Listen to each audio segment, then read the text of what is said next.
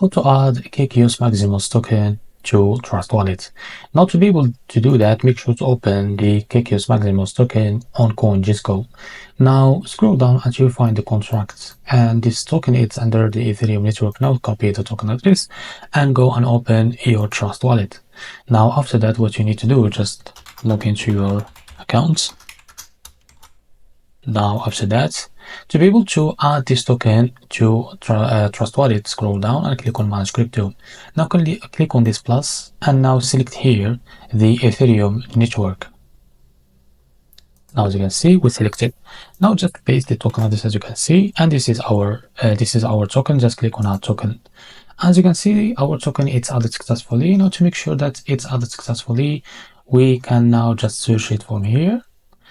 As you can see, so this is our token. So this is how to add the KEKIUS Maximus token to Trust Wallet. If you found this very helpful, please like and subscribe. See you in the next video.